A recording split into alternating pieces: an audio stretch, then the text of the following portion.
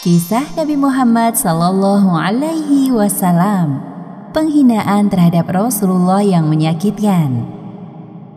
3 tahun sudah Nabi Muhammad berdakwah secara sembunyi-sembunyi. Setelah itu turunlah ayat Al-Quran yang memerintahkan Nabi Muhammad Sallallahu Alaihi Wasallam untuk berdakwah secara terang-terangan. Orang yang mempelopori kebencian terhadap Rasulullah adalah Abu Lahab, paman beliau sendiri. Hinaan dan fitnah harus diterima oleh Nabi Muhammad di awal masa dakwah. Nabi Muhammad Sallallahu Alaihi Wasallam telah memiliki kurang lebih 45 orang pengikut sampai saat ini, yang dikenal dengan sebutan As-Sabiqunal Awwalun. Namun tidak sedikit dari mereka yang menyembunyikan keislamannya. Tujuannya sebagai perlindungan dari serangan kaum musyrikin yang mulai terusik dengan dakwah Islam. Kemudian turunlah perintah dari Allah Subhanahu wa Ta'ala kepada Nabi Muhammad untuk menampakkan dakwahnya, sebagaimana yang disebutkan dalam Al-Quran, surat Al-Hijr ayat 94. Maka sampaikanlah olehmu secara terang-terangan segala apa yang diperintahkan kepadamu, dan berpalinglah dari orang-orang yang musyrik. Pada sebuah jamuan makan, Nabi Muhammad mengundang keluarga dari pihak ayahnya, yaitu beberapa orang dari Bani Hashim dan Bani Al-Muttalib bin Abdul Manaf. Abu Lahab hadir di tengah-tengah mereka. Assalamualaikum warahmatullahi wabarakatuh. Wahai keluarga dari ayahku, kakekku, serta keturunan Bani Hashim dan Bani Al-Muttalib bin Abdul Manaf. Seperti kabar yang telah kalian dengar, bahwasanya Allah Subhanahu wa Ta'ala telah memilihku menjadi seorang Rasul dan Nabi terakhir di muka bumi ini. Aku diutus kepada kalian semua, kaum yang hidup sezaman denganku dan keturunannya, untuk lebih dekat dengan agama Islam yang esa, hanya menyembah kepada satu Tuhan, yaitu Allah Subhanahu wa Ta'ala, tanpa ada perantara berhala-berhala atau... Hai Muhammad, berhentilah, aku bosan mendengar ocehanmu itu. Sebagian besar orang di sini sudah tahu bahwa ajaranmu bertentangan dengan ajaran ayah dan nenek moyang kami. Sadarlah, wahai Muhammad, para pengikutmu tidak memiliki kekuatan untuk menaklukkan seluruh bangsa Arab. Namun, jika engkau tetap seperti ini, aku pastikan suku-suku Quraisy dan bangsa Arab akan bergerak memusuhimu. Rasulullah tidak membalas perkataan Abu Lahab. Beliau memilih diam dan menjaga lisannya. Bahkan ketika sedang marah, Rasulullah sadar bahwa akan ada orang yang tidak suka dengan ajaran yang beliau bawa. Wahai semuanya, mari kita sudahi dulu pembicaraan ini. Silakan menikmati hidangan yang telah disajikan. Di kesempatan yang lain, Nabi Muhammad tidak menyerah untuk tetap menyerukan dakwah Islam. Sampai seseorang bertanya kepada beliau, "Wahai Muhammad, apakah semua yang engkau katakan itu benar?" Sesungguhnya, seorang pemimpin tidak mungkin membohongi keluarganya sendiri. Demi Allah, kalian akan mati sebagaimana kalian tidur, dan dibangkitkan sebagaimana kalian bangkit dari tidur, dan akan dimintai pertanggungjawaban. Abu Thalib yang hadir dalam pertemuan tersebut mendukung dakwah keponakannya. Aku senang mendengar nasihat dan mempercayai perkataanmu. Wahai Muhammad, teruskan dakwahmu. Demi Allah, aku akan melindungi dan membelamu. Tetapi aku tidak akan meninggalkan ajaran Abdul Muttalib. Ini benar-benar merupakan aib yang besar bagi keluarga kita. Hentikan dia sebelum orang-orang termakan oleh kesesatannya. Demi Allah, selama kita masih hidup, kita akan membela Muhammad.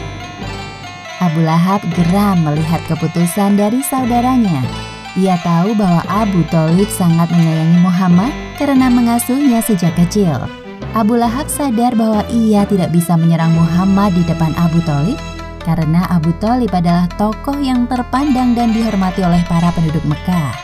Untuk saat ini, aku harus bergerak dengan kedua kakiku sendiri.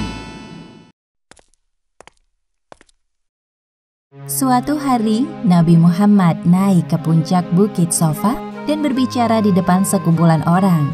Sebagaimana turun ayat Al-Quran, Surat Asy-Syu'ara ayat 214. Dan berilah peringatan kepada kerabat-kerabatmu yang terdekat.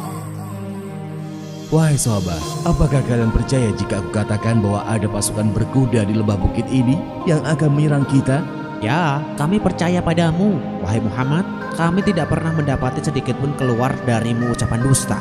Sesungguhnya aku adalah seorang Rasul yang bertugas memberi peringatan kepada kalian agar beriman kepada Allah Subhanahu wa Ta'ala dan meninggalkan sesembahan selainnya.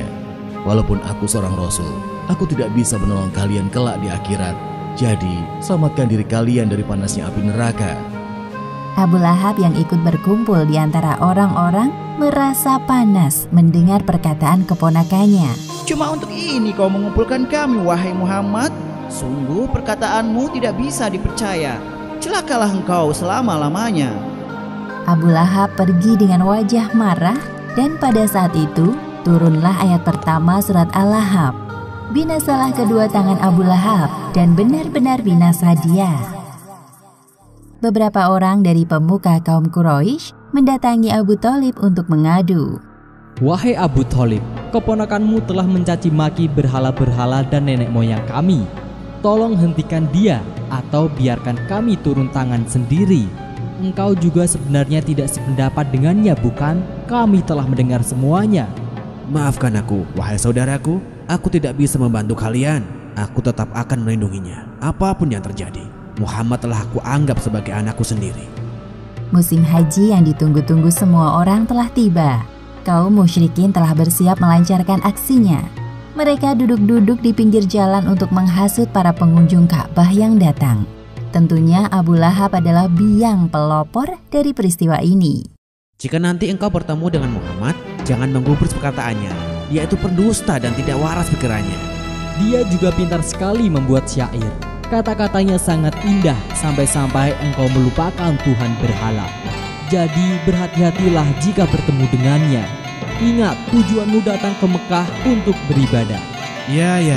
Kami akan berhati-hati dengan orang yang bernama Muhammad.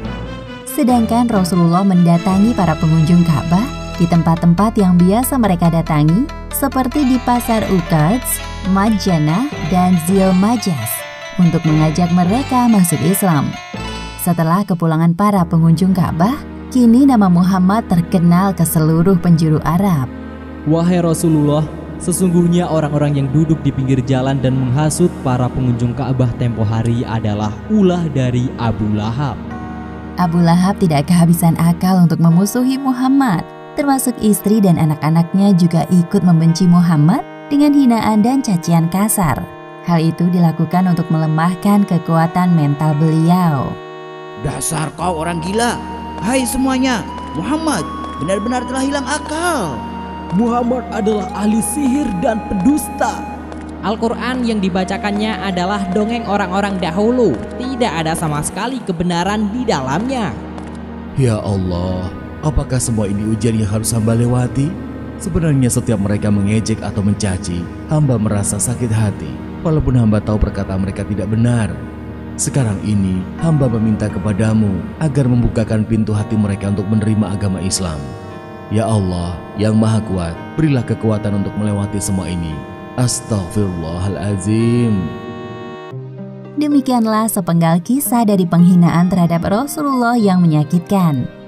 Hikmah yang dapat kita ambil dari kisah ini diantaranya: pertama, sebaiknya kita tidak memaksakan seseorang untuk masuk Islam, namun kita diperbolehkan untuk mengajak dengan santun agar hati mereka tertarik dengan Islam.